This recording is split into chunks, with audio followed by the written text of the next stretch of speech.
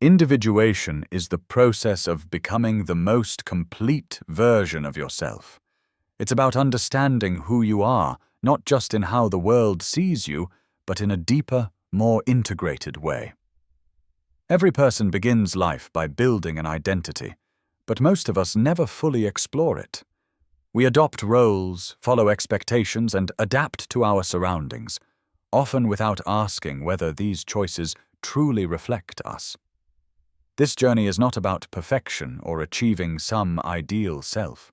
It's about bringing all parts of your personality into balance so you can act with consistency, clarity, and confidence. It's about noticing contradictions, embracing complexity, and learning to navigate your inner landscape with honesty. Many people start this journey, but the truth is, most stop very early. They get comfortable with the roles they've created or avoid the discomfort of self-exploration. But for those willing to push past the initial stages, the rewards are significant: greater resilience, authenticity, and a sense of inner coherence that guides decisions and actions. Today we'll go through all 9 stages of individuation, step by step. We'll explore why so many people stop at stage 3, and what it takes to continue toward a fully integrated self. By the end, you'll have a clear framework to understand your own growth, and perhaps the motivation to go further than you have before. Stage 1. The constructed self. Every journey of self-discovery begins with the self we first build, the constructed self. From the earliest stages of life, we absorb the expectations, values, and norms of the world around us. Family, education, and social systems all provide frameworks that shape how we see ourselves and how we behave. At this stage, the ego is our guide. It helps us navigate life, adapt to circumstances, and meet external demands. The constructed self is practical and necessary. It gives us a sense of stability, identity, and direction in an often unpredictable world. It allows us to function, to learn, and to grow in ways that are socially acceptable and recognized. Without it, early life would be chaotic. It's the foundation upon which the rest of the self is built. But the constructed self is limited. It is primarily shaped by external influences, so it may not reflect our deeper, authentic identity. We begin to identify with roles, labels, and behaviors that are expected rather than chosen. This can create a subtle tension between who we truly are and who we appear to be. At this stage, self-awareness is minimal. We accept the identity we've been given or have constructed without questioning its origins or suitability. Yet the first step in individuation is noticing this constructed self. It's about recognizing the patterns we've inherited, the expectations we follow, and the habits we've internalized. Understanding the constructed self is essential because it allows us to see where growth begins. It is the starting point of the journey, a necessary platform from which we can begin to question, refine, and eventually transform our sense of self. Without acknowledging this first layer, we cannot move confidently into deeper stages of awareness, integration, and authenticity. Stage 2. The social persona. Once we have established the constructed self, we begin shaping the social persona, the version of ourselves we present to the world. The social persona is the interface between the inner self and society. It helps us navigate environments, interact with others, and achieve goals within social, educational, or professional systems. In essence, it is a functional identity designed for adaptation and acceptance. The persona is practical and necessary. It allows us to cooperate, communicate, and operate within social structures effectively. By adopting a persona, we learn to manage impressions, anticipate reactions, and adjust behavior in ways that foster trust and respect. It is, in many ways, a tool for survival and social success. However, the social persona comes with challenges. Over-identifying with this public self can lead to confusion about who we really are. We may begin to measure our worth by external approval, success, or recognition rather than by internal values or self-understanding. When this happens, the persona becomes a mask that conceals the authentic self. The more we invest in this mask, the further we drift from our true nature. Stage 2 is also a period of learning and refinement. We experiment with different ways of presenting ourselves, discovering which behaviors earn acceptance and which create friction.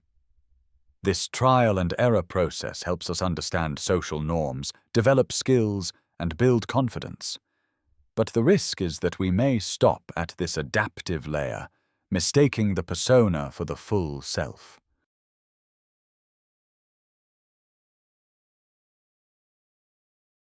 At this stage, self-awareness begins to develop, but it is limited and often focused on how others perceive us.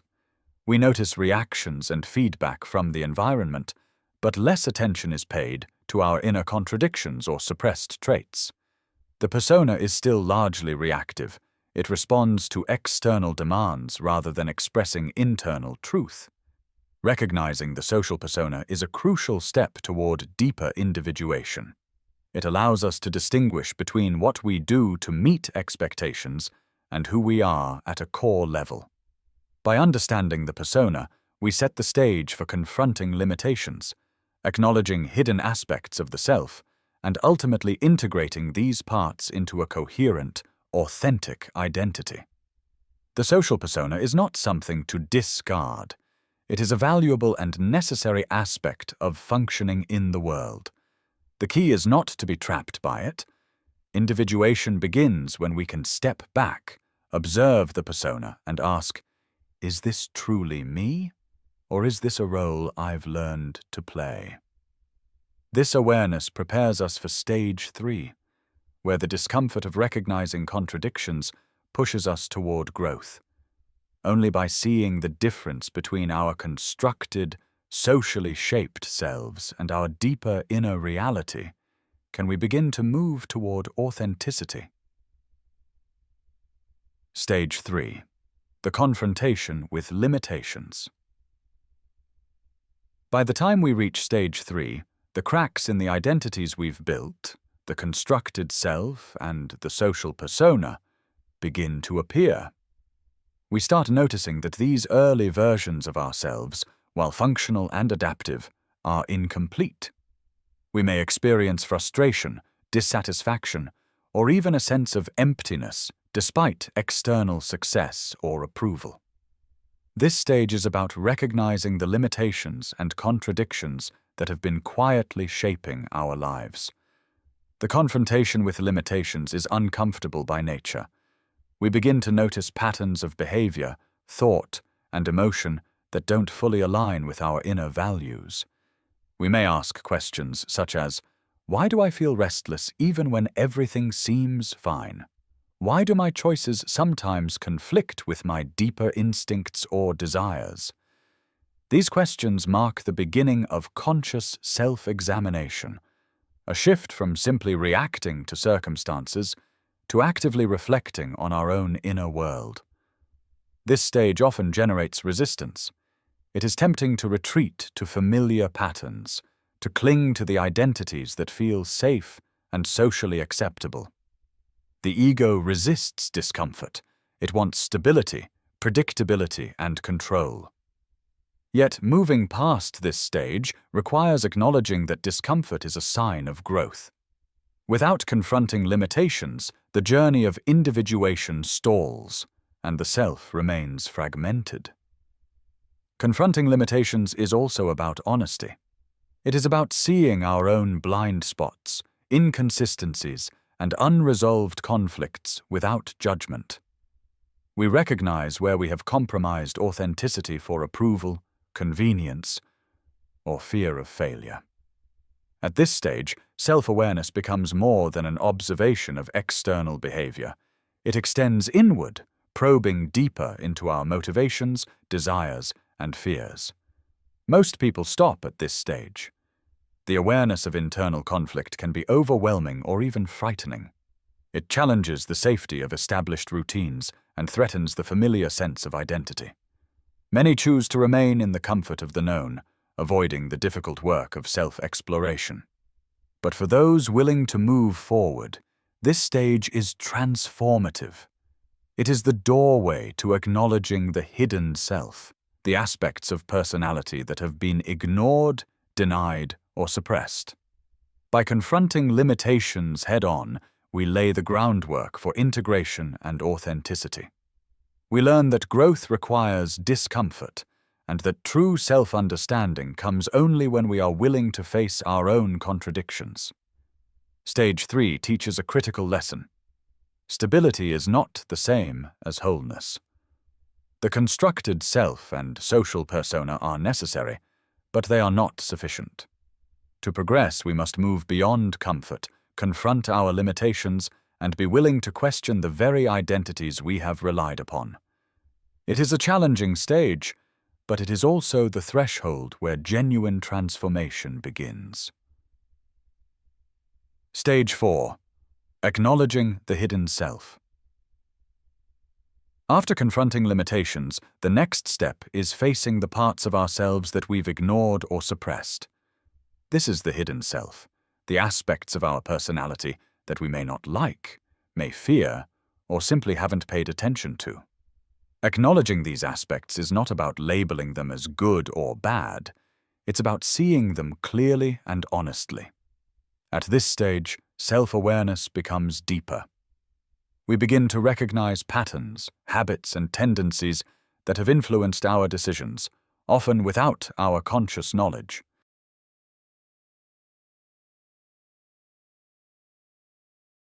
Some of these traits may have been buried to maintain comfort, social acceptance, or a sense of stability. By bringing them into awareness, we gain insight into the forces that shape our thoughts, emotions, and behaviors. This stage can feel unsettling because it requires admitting truths about ourselves that we might have avoided. It can involve acknowledging fears, unresolved conflicts, or contradictions that we would rather ignore.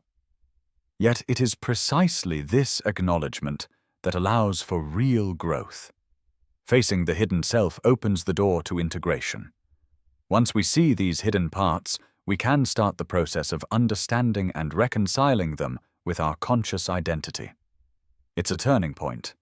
The self begins to move from a collection of separate, fragmented parts toward a more unified, authentic whole. Stage 5. Integration of contradictions. At this stage, the self begins to embrace complexity. Life is full of opposing tendencies, conflicting desires, and contrasting traits, and our personality reflects that. Integration of contradictions is about accepting that we can hold these tensions without being torn apart by them. We start to see that no single aspect of ourselves defines the whole. Strengths and weaknesses, confidence and doubt, clarity and confusion, all can coexist. This isn't about forcing harmony or achieving perfection. It's about understanding how these seemingly opposite qualities interact and influence our behavior. Integration requires honesty and patience. We examine patterns that create inner conflict and learn to respond rather than react. It's a process of balancing awareness, making room for traits we might have rejected, and learning how to use them constructively. At this stage, we also gain flexibility. Life is unpredictable, and the ability to navigate contradictions allows us to adapt without losing our core sense of self. This is a critical turning point in individuation. The self is no longer fragmented or limited by fear, expectations, or rigidity. We begin to act from a place of internal coherence rather than reacting solely to external demands. Integration of contradictions is challenging, but it lays the groundwork for deeper autonomy, self-direction, and consistent alignment in later stages. Stage 6. Autonomy of thought and feeling. At this stage, we begin to develop true independence in how we think and feel. We're no longer defined primarily by external expectations or the roles we've learned to play.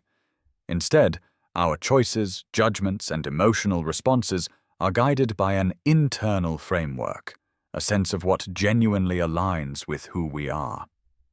Autonomy doesn't mean isolation or detachment from others.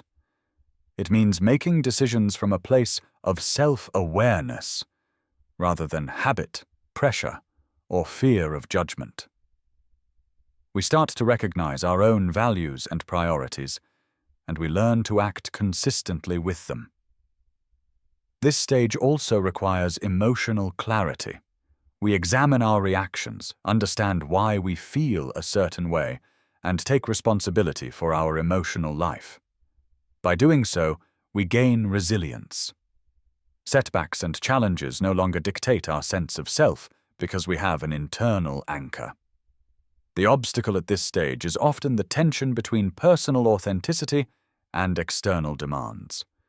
Society, work, and even familiar relationships may try to pull us back toward conformity. Maintaining autonomy requires courage, persistence, and the ability to navigate these pressures without losing integrity. Achieving autonomy of thought and feeling is a powerful step in individuation. It marks the transition from reactive existence to intentional, self-directed living, a stage where the self begins to operate with clarity, confidence, and purpose. Stage 7. Internal alignment. At this stage, the different parts of the self begin to work together in harmony. Values, intentions, and actions start to line up, creating consistency between what we believe, what we feel, and what we do. Internal alignment is about coherence. It's about living in a way that reflects who we truly are. We begin to make choices that are not only authentic, but also sustainable. We act in ways that honor both our principles and our practical realities. This stage strengthens integrity, as decisions no longer pull us in contradictory directions. Challenges still arise. Life is unpredictable, and external pressures can test our alignment. But by this stage, we have developed tools to maintain our internal balance. We can adapt to circumstances without compromising the core of who we are. Internal alignment also deepens confidence. When your actions are consistent with your values, you experience less inner conflict and more clarity in decision-making. This stability is not rigid. It is flexible, responsive, and grounded in self-awareness.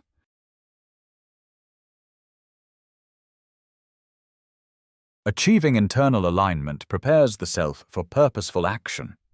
It's the foundation for contributing meaningfully to the world while remaining true to your own identity. From here, we move into a stage where integration of self begins to extend outward, shaping how we engage with our environment. Stage 8. Purposeful expression.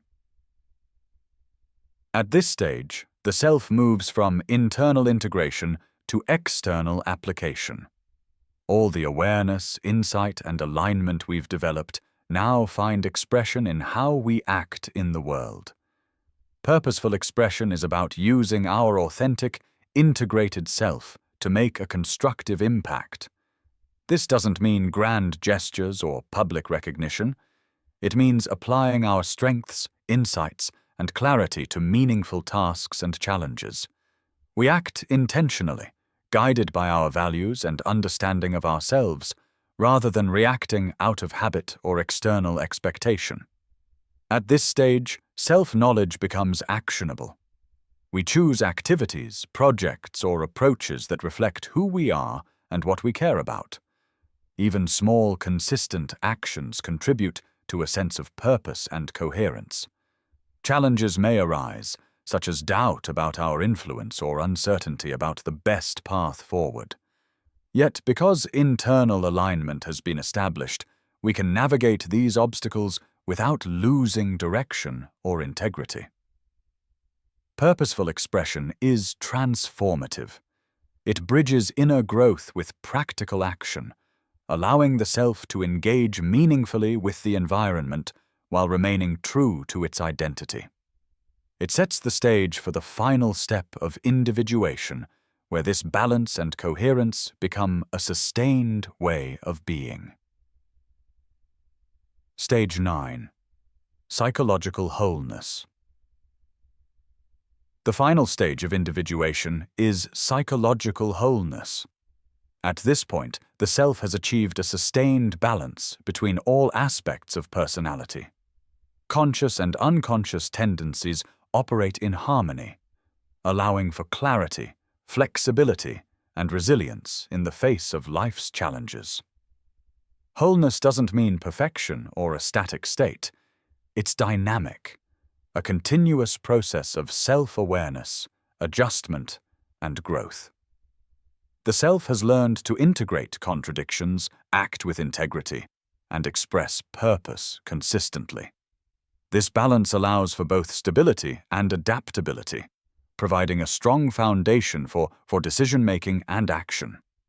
Psychological wholeness brings a sense of coherence to life. Decisions are made from a place of self-knowledge, emotions are understood and managed, and actions reflect authentic values. The self is no longer fragmented or reactive. It operates as a unified, functioning whole. Achieving this stage is rare because it requires persistence, courage, and the willingness to move through discomfort at each previous stage. Yet, for those who continue beyond the early stages, the rewards are profound. A resilient identity, clarity of purpose, and the ability to navigate life with confidence and authenticity. In the journey of individuation, each stage builds on the last. By progressing through these 9 stages, we move from a constructed, externally shaped identity to a fully integrated, self-directed, and coherent self. This is the ultimate goal of individuation, a life lived with awareness, authenticity, and psychological balance. Individuation doesn't end with psychological wholeness. It's an ongoing process.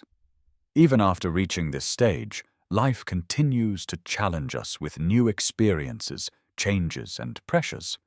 The difference is that now we have the tools to navigate these challenges from a grounded, coherent self. Applying the lessons of individuation means living intentionally. It means noticing when old patterns re-emerge, when contradictions arise, or when external pressures threaten our integrity, and responding consciously rather than reacting automatically. It's about making decisions that align with our values and understanding, even in uncertainty. This stage also emphasizes growth over perfection. We continue to refine self-awareness, embrace complexity, and act with purpose. Individuation is a lifelong practice of integration, adjustment, and mindful expression. The final takeaway is simple. The journey itself matters.